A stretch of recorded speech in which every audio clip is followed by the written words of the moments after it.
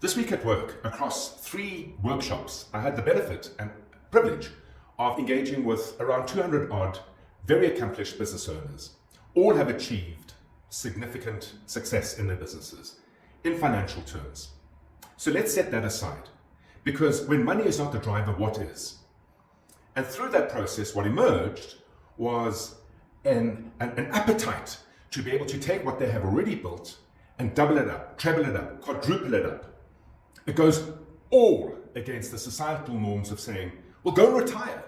You've worked hard, you've achieved what you've achieved. How much is enough? Don't be greedy. It has nothing to do with greed.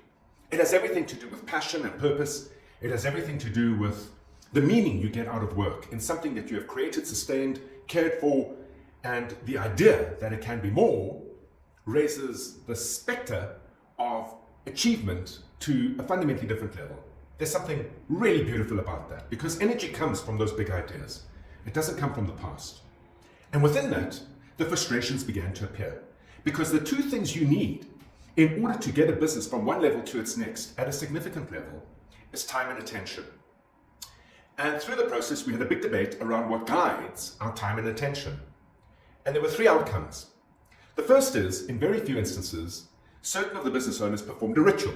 Now, ritual is deeply conscious, it's thoughtful, it's considered, it's practiced with a present state of mind, and it is willfully driven. And through that, through those particular rituals, it would allow you to set the day, or set the month, or get your head right, depending on what it is that you wanted to achieve. Following on from that was routine. And what guides routine? Routine is about the logistics, it's about how your time and attention gets spent and applied. And what we discovered is that very much routines are driven by how the company, the business itself has been built. Because businesses don't just simply emerge, they are built. And they need to be built against a blueprint.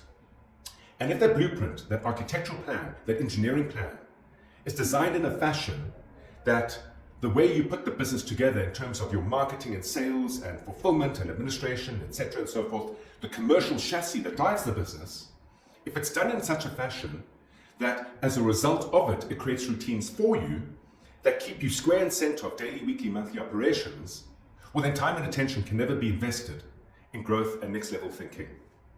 So routine was interesting because it drove the daily activities of many of the business owners. The third element was habit. And here's the challenge with the habit. A habit often becomes unconscious. You don't even realize you are behaving in a certain way, and you've always done so because it's a habit. And what designed the habit, what created the habit? What created the habit often lies in the road you have traveled to get from where you started to where you are today. So your habits have gotten you what you have, and what you have is something you want to take to the next level, which means you need to fundamentally change a habit. And can you change a habit? There's a lot of popular culture and thinking that habits can be changed. And I'm arguing that you change a habit alone, without having the constant nagging pressure of an intervention, whether it be weekly, whether it be monthly, it's near impossible. Being willful is not enough.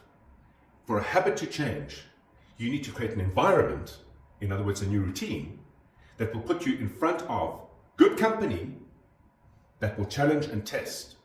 In doing what you're doing, is it reflecting the past?